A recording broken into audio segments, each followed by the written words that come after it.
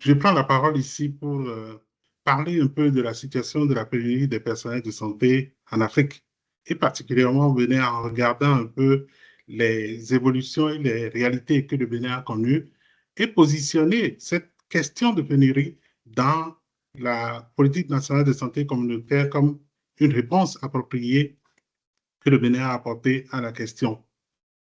Tout le monde se souvient lorsque nous étions tout petits, du visage des médecins-chefs, du visage des infirmiers qui étaient quasiment seuls à vacciner en période de campagne vaccinale près de centaines, près de milliers d'enfants autour de nous lorsque nous étions à l'école.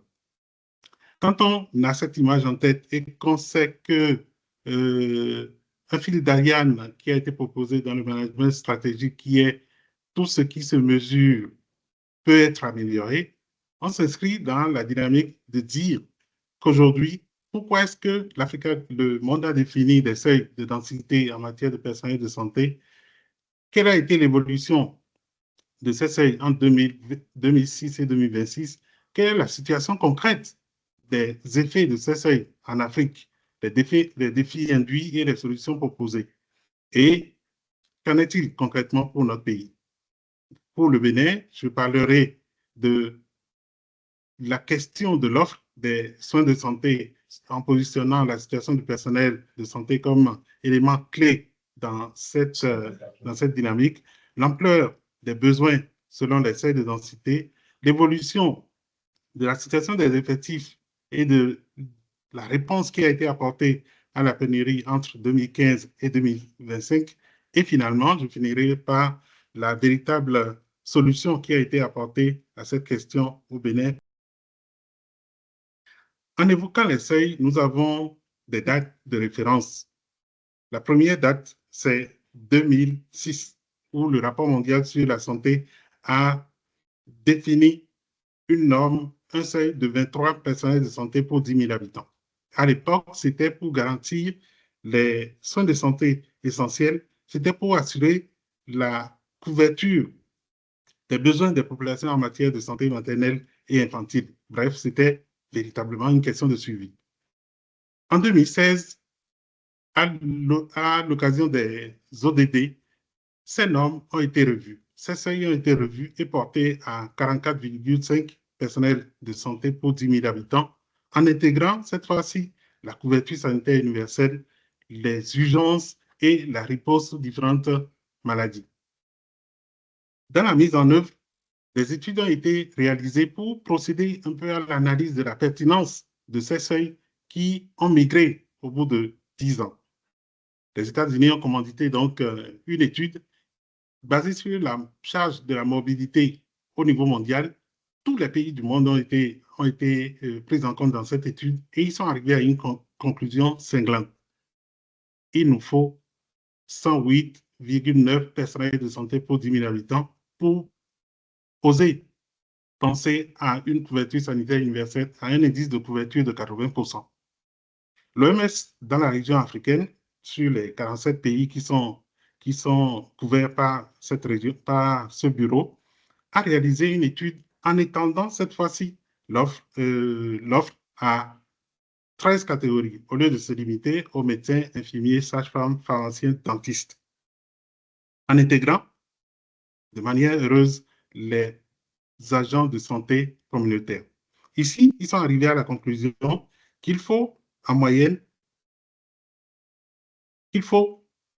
plus de 100 professionnels de santé pour 10 000 habitants. Et quand on s'intéresse aux détails, on se rend compte qu'ils ont estimé qu'il est nécessaire d'avoir 25 agents de santé communautaire pour 10 000 habitants afin d'assurer une couverture, l'indice de couverture sanitaire à 70%. Quelle a été l'évolution des effectifs ou l'impact de ces seuils en Afrique entre 2013 et 2022? D'abord, en 2013, les chiffres étaient vraiment disparates et une étude récente a montré qu'on était en Afrique à 1,6 million personnels de santé, toutes catégories confondues, pour 10 000 habitants. 10 ans plus tard, en 2022, l'effectif est passé à 5 millions, à plus de 5 millions. En outre, en regardant le personnel qualifié, médecins, infirmiers, sages-femmes, dentistes et pharmaciens, que l'effectif, la densité est passée de 11 pour 10 000 habitants à 27 pour 10 000 habitants, soit une augmentation de 250%. On pourrait s'en féliciter, mais quand on regarde un peu les pays, on observe une certaine disparité. C'est-à-dire que sur la période, seulement 62% des pays ont pu obtenir une amélioration véritable de leurs effectifs de personnel, de leur densité de personnel par rapport à la population. Pourquoi? D'abord parce que les capacités de formation des personnels de santé ne sont pas optimales. C'est vrai qu'on est passé de plus de 148 000 à 255 000, soit une augmentation de 70%, mais il y a un certain nombre de défis auxquels l'Afrique est malheureusement confrontée. C'est le chômage paradoxal, c'est-à-dire que des pays ont des professionnels de santé sur le marché, mais qui ne sont pas employés, qui ne sont pas utilisés et qui se retrouvent au chômage alors que les seuils disent qu'il y a un besoin qui est là. C'est également la migration des personnels de santé. Il ne vous échappe pas que beaucoup de nos confrères, de nos concitoyens sont à l'étranger et la tendance est systématiquement de 1 pour 10 personnels de santé qui sont formés en Afrique. Et quand on s'est intéressé à l'intention de ceux qui sont en poste, on s'est rendu compte qu'il y a 42% qui ont l'intention de migrer. Quand on regarde ça, on se demande, est-ce qu'avec ce seuil, on pourra être au rendez-vous de 2030? L'OMS Afro observe qu'il y a un gap de 6 millions de personnels de santé qui ne seront pas comblés à l'horizon 2030. Donc, c'est clair. Les seuils de densité constituent un outil de planification, un outil qui permet de définir les normes, un outil de référence, un outil qui permet de comparer les progrès réalisés entre pays. Mais il présente un certain nombre de défis. La révision intervenue entre 2006 et 2016 a apporté plusieurs défis. Nous parlons de 5 majoritairement. Le premier défi, c'est que les pays avaient planifié leurs effectifs à couvrir pour 23 personnels de santé pour 10 000. Et donc, la couverture est devenue faible. La couverture des besoins en ressources humaines est devenue faible. La répartition géographique de ce personnel à l'intérieur des pays et au niveau de la région africaine est également inégale. Et comme on peut s'en douter, on peut découvrir que l'offre de soins est faible parce que l'accès au personnel de santé est faible. Tout ceci parce que les financements dans les ressources humaines sont également faibles. Et en définitive, on observe à travers les différents chiffres qui sont disponibles que l'indice de couverture de couverture sanitaire universelle reste et demeure encore faible malgré les efforts qui sont fournis. Alors, comme solution à cette situation, l'OMS propose une série de solutions. Nous avons essayé de les cartographier en 7 points. En regardant d'abord la question de la planification, l'OMS dit désormais en élaborant un cadre de mise en œuvre des efforts à déployer à l'horizon 2030 que les pays n'ont qu'à définir eux-mêmes leurs propres objectifs de densité. Qu'ensuite, de déployer les ressources humaines sur la base de la charte de travail et de mettre en place une réglementation qui permet d'encadrer la pratique afin de s'assurer que les professionnels sont équitablement répartis sur le territoire national. D'organiser ou de réglementer la mobilité et par rapport à la production, de s'intéresser véritablement à l'augmentation des effectifs et donc de la capacité de formation dans les écoles de formation, mais également de faire en sorte que des personnels de santé qui sont formés le soient en fonction des besoins des différents pays. En termes de recrutement, il a été proposé d'accroître considérablement les effectifs parce qu'il a été observé que les recrutements se font de manière peu fréquente, mais avec des faibles effectifs, et de procéder à la régionalisation des postes pour favoriser l'intégration des personnels de santé autour des sites de formation où ils ont été formés. Le cœur des solutions proposées, c'est bien la délégation des tâches. Ici, l'OMS recommande que l'on puisse déléguer les tâches non seulement entre les personnels de santé, donc au sein de l'équipe, donc des médecins qualifiés, des médecins spécialistes vers les médecins généralistes, des médecins généralistes vers les infirmiers, les sages-femmes et autres, mais également de regarder en dehors du système, c'est-à-dire vers la communauté, et de voir quelles sont les tâches qu'on a la possibilité de déléguer vers ce personnel. La sixième solution dans le dispositif, c'est bien la digitalisation. OK, lorsqu'on est en situation de pénurie, c'est qu'on ne peut pas être partout à la fois. Et l'informatique ayant évolué, la connectivité ayant évolué au plan mondial, il a été proposé qu'on mette en place des dispositifs d'interopérabilité entre les différentes parties du pays pour permettre le partage des données, notamment sur les dossiers. Ensuite, de regarder concrètement comment est-ce qu'on peut appliquer la téléexpertise, la télémédecine et la surveillance épidémiologique digitalisée, de sorte qu'on puisse prendre les alertes en temps réel, on puisse réagir de façon pratique aux différentes situations épidémiques qui se posent, aux différents événements épidémiques qui se posent. Et enfin, la dernière boîte, c'est la fidélisation. L'OMS dit il ne suffit pas de former, il ne suffit pas de planifier, il ne suffit pas de recruter. Il faut fidéliser les acteurs au niveau des régions dans lesquelles ils ont été recrutés afin de permettre de perpétuer l'offre de soins pour améliorer les indicateurs. Dans ce sens, il a été demandé de protéger, de préserver les personnels de santé en leur mettant en place des incitatifs et des plans de carrière. Quand on a dit tout ça, on se demande au Bénin pourquoi est-ce qu'il faut s'intéresser principalement à l'offre de soins. Nous avons pris 5 indicateurs. Le premier, c'est l'accouchement assisté. Aujourd'hui, nous sommes à 80, loin devant un certain nombre de pays. Et un peu en dessous quand même par rapport à l'indice qui a été proposé au plan national.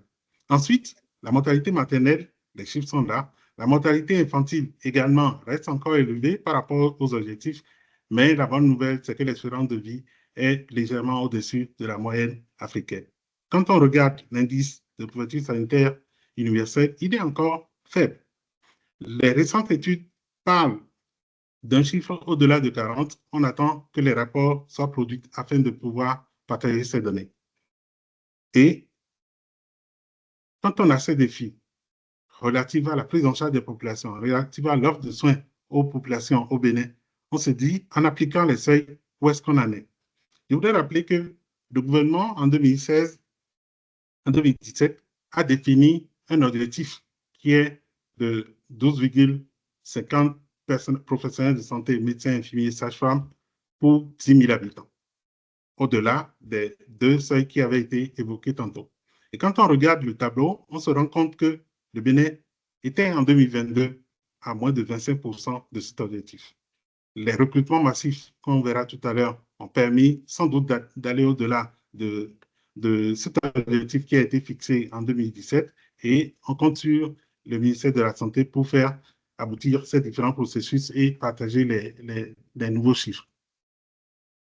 En prenant le cadre d'analyse des 7 éléments qui ont été présentés plus haut, on se dit, en termes de planification entre 2025 et entre 2015 et 2025, qu'est-ce qui a été fait?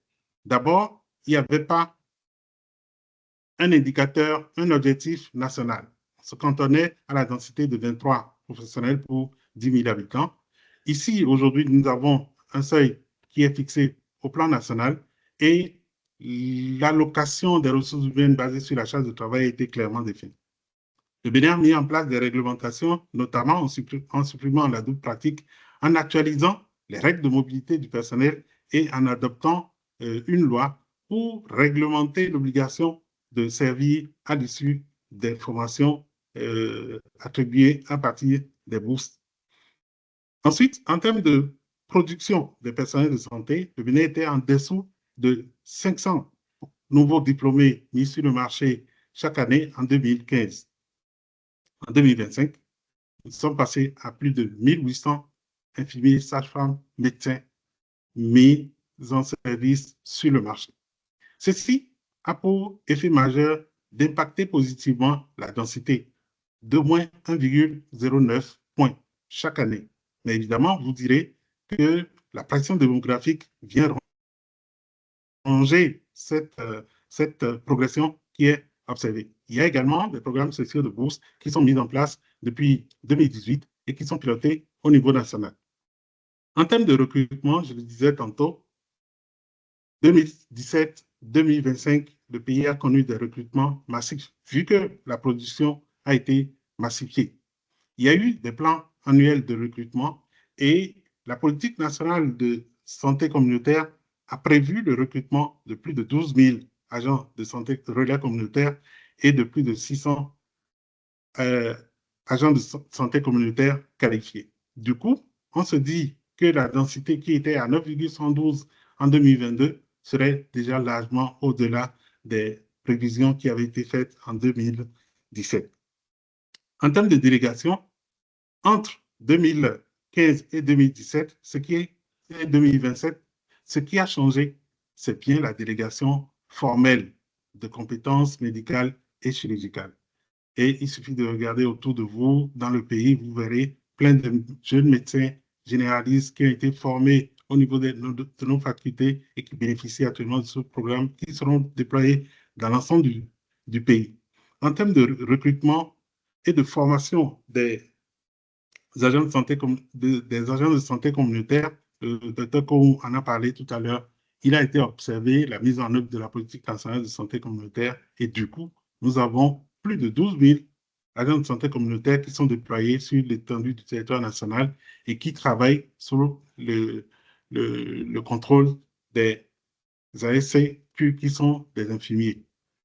La digitalisation également a été mise en œuvre et ici, elle est devenue effective.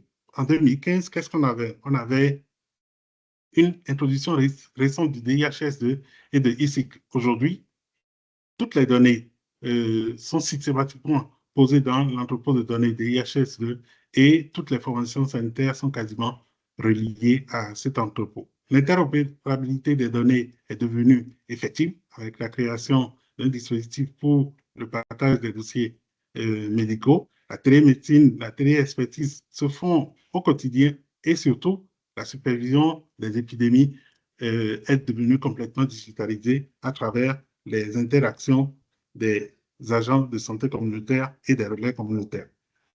Pour ce qui concerne la fidélisation, il y avait des éléments en 2025, en 2015, mais on observait des grèves tous azimuts.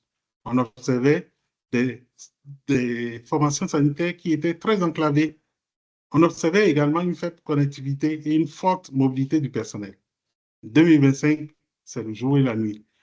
La grève a été encadrée, le climat social a été pacifié, des améliorations ont été apportées à l'accessibilité des 117 communes du pays et les conditions de vie et de travail des professionnels de santé ont été améliorées. Il y a une meilleure visibilité sur la carrière des agents, des agents qui opèrent dans le système. Quand on a dit ça, on s'interroge pour dire quelles sont les spécificités de la politique nationale de santé communautaire.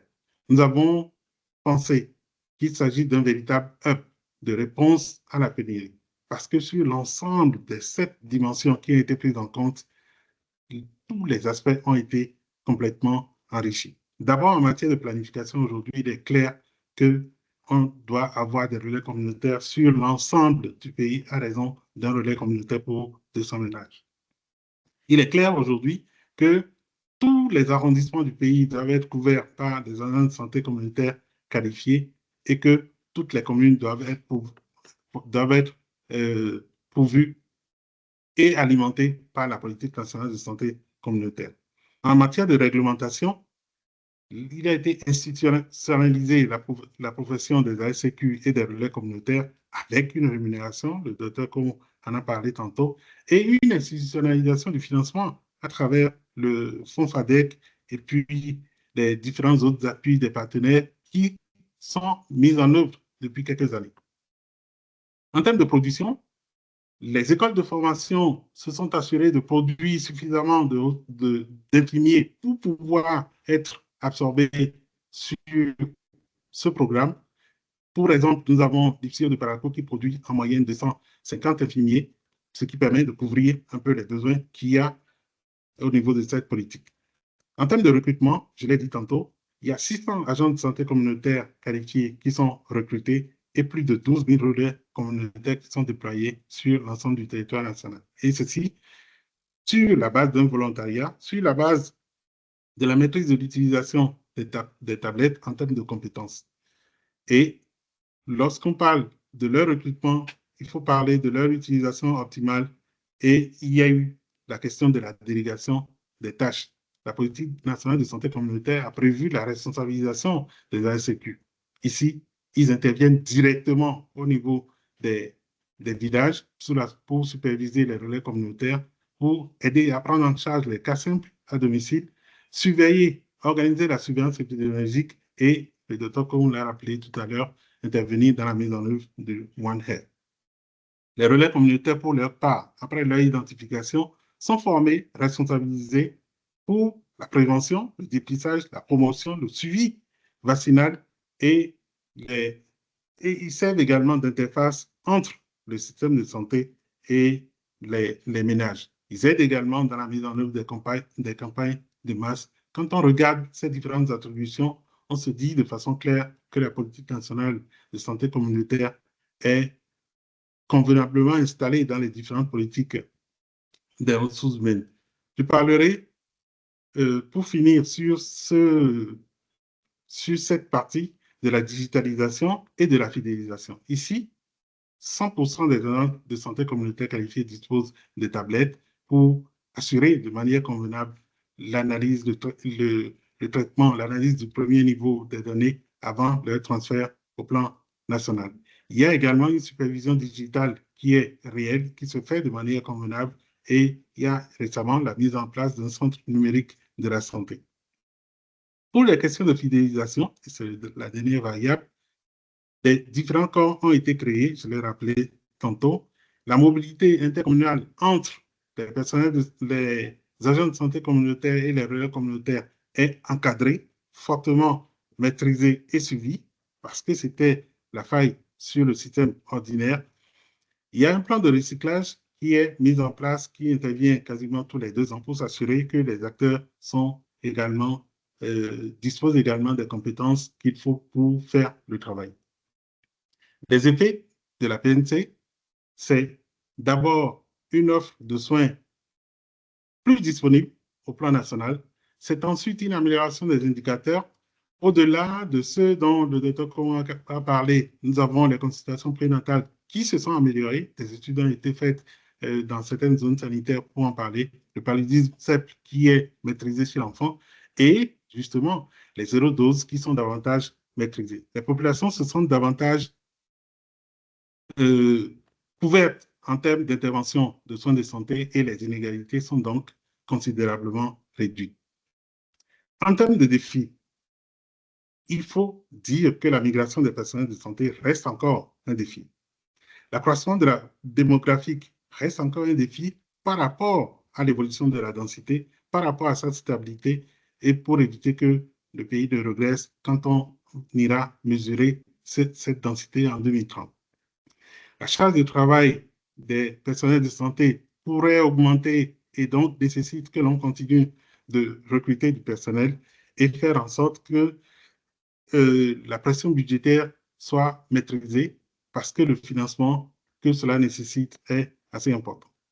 En termes de perspective, il convient que l'on maintienne le cap des différents engagements qui sont pris et qui ont été déclinés à travers les PowerPoint qui sont passés, d'accélérer le processus de mise en œuvre de l'ARCH et de l'assurance maladie obligatoire, et enfin de s'inscrire dans la vision prospective du pays à l'horizon 2060. Je finirai en parlant de manière philosophique de la densité. Pour dire, en vérité, c'est des statistiques. Mais la couverture des soins est une stratégie. En termes d'effectifs, le Bénin, comme la plupart des pays de la sous-région, est en situation de déficit mathématiquement. Mais les réponses efficaces qui ont été apportées, notamment à travers le croisement des différentes interventions au niveau de la politique nationale de santé communautaire, sont des réponses qui sont venues apporter des solutions équitables, des solutions réactives, des solutions moins coûteuses à travers la délégation des prestations simples, la professionnalisation des agents de santé communautaire, la digitalisation et le financement des différentes interventions. Ensemble, nous marchons pour une meilleure couverture des soins de santé pour une meilleure couverture sanitaire universelle en garantissant que nous nous tenons par la main pour améliorer les indicateurs au profit du pays. Je vous remercie. Merci vraiment pour cette belle présentation qui a d'abord fait l'état des lieux de la pénurie de personnel de santé en Afrique et surtout a mis en exergue les principaux défis tels que la formation de ce personnel de santé, mais également la migration des ressources humaines, sans parler de la répartition qui peut être quelquefois pas en adéquation avec les besoins au niveau des territoires nationaux. Tous les pas de géant que le Bénin a fait concernant l'application des solutions qui ont été préconisées par l'OMS. Nous avons terminé d'abord par une petite série de questions à l'attention du docteur Koun. Une question vous a été posée. Quel est le budget global de la politique nationale que vous avez eu à présenter? Et en termes d'évaluation, quelle est la part statistique de cette approche dans l'amélioration de la vaccination, par exemple? Maintenant, à l'attention du docteur Olo, il vous a été posé également un certain nombre de questions. Par exemple, est-ce qu'il a été évalué l'efficience du positionnement des ASTQ en communauté dans le contexte où les structures de santé manquent cruellement d'agents de santé? Une autre question également, c'est les activités communautaires ne risquent-elles pas d'augmenter la demande de soins et donc de révéler davantage la faible disponibilité des ressources humaines en santé dans les structures de soins, d'autant plus qu'avec l'assurance maladie obligatoire, l'accès financier pourrait être réduit. Toujours pour le docteur Olo, ça c'est une question intéressante. Quels sont les outils et les modalités de télémédecine entre les soignants? Est-ce que vous pouvez donner un exemple par rapport à cela? Mais également une question très, très, très piquante. Comment expliquez-vous l'expatriation des soignants médecins du Bénin si les conditions idéales que vous décrivez sont réunies pour les soignants? Merci beaucoup, professeur Sourou. Je remercie l'intervenant le participant qui a posé la question. En termes de budget, le costing de la politique nationale de santé communautaire sur les 5 premières années fait environ 87 milliards de francs CFA. Rapporté à l'individu, ça fait $2 par habitant par an au Bénin. Quelle est la part de cette politique dans l'amélioration de la vaccination? Nous venons de mettre la politique à l'échelle. Il y a eu une première évaluation de la phase pilote dans les 6 communes et maintenant nous avons vu que la couverture effective de la vaccination s'est beaucoup améliorée. Il y a systématiquement maintenant les enfants 0 dose qui sont recherchés, identifiés par les relais et orientés vers les formations sanitaires pour être effectivement vaccinés. Et donc, la couverture vaccinale, aussi bien pour les vaccins de base que pour les vaccins pour les premiers anniversaires des enfants, sont en nette augmentation dans l'ensemble du pays. Et on espère faire bientôt une étude pour apprécier quel est le degré d'amélioration de la couverture vaccinale au niveau du pays. Merci beaucoup. OK, merci beaucoup. Sur la première question, est-ce qu'il y a une évaluation concrète qui a été déjà faite pour voir la pertinence du positionnement des SCQ au niveau communautaire? Comme le docteur, comme on l'a dit, les dispositions sont en cours actuellement pour monter, pour réaliser une évaluation concrète afin de partager avec vous les chiffres. Vous avez compris que tout à l'heure, en parlant, je disais qu'il y a plein d'études qui sont en cours qui vont nous apporter les nouvelles données afin de pouvoir les partager de manière convenable. Est-ce qu'on ne crée pas une augmentation de la charge de travail? Oui, bien sûr. La charge de travail dans les formations sanitaires. Oui, nous l'avons dit. Nous l'avons dit dans la présentation pour dire également que entre 2018 et 2025, il y a eu des recrutements massifs.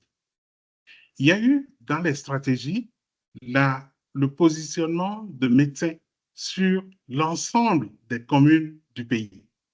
Il y a eu le positionnement des médecins sur plusieurs arrondissements à gros effectifs afin de faire toucher du doigt aux populations la disponibilité réelle du personnel médical. Et donc, tout ceci est fait dans la perspective de la mise en œuvre de l'ARH, de la mise en œuvre de l'assurance maladie obligatoire, et nous sommes convaincus que le défi de recrutement vient comme une solution tampon pour apporter des réponses adéquates. Réponse adéquate, nous l'avons dit, le Bénin dispose aujourd'hui d'un plan pluriannuel de recrutement et donc les recrutements sont de plus en plus réguliers. Pour donner un exemple, l'année dernière, le gouvernement a pris une décision de recrutement en Conseil des ministres sur 2 ans. Donc, celui de 2025 a eu lieu, celui de 2026 est en préparation. Par ailleurs, il a été décidé de voir de façon concrète comment est-ce que les directions départementales peuvent aller au recrutement et le ministre de la Santé conduit actuellement ce dispositif. Est-ce qu'on peut donner des exemples concrets de digitalisation, de télémédecine? Le gouvernement, en Conseil des ministres, a fait adopter une politique qu'ils ont appelée le PAC RIS. De quoi s'agit-il? Le Bénin est conscient de ce qu'il n'a pas un radiologue à mettre pour 100 000 habitants. Et donc, a adopté une politique de mise en place de hubs pour le partage de données et faire en sorte que le pool des radiologues puisse regarder de près les différentes situations qui s'observent au plan national pour apporter des solutions concrètes. Et cette solution est en cours de déploiement actuellement dans le pays. Par rapport à l'expatriation, je voudrais déjà commencer par rappeler que c'est un phénomène mondial. Ce n'est pas un phénomène africain. Ce n'est pas un phénomène en Afrique subsaharienne. Des données récentes ont montré qu'il y a 42% des professionnels de santé qui cherchent à quitter. Une étude récente a montré que le problème est assez important, mais sous contrôle.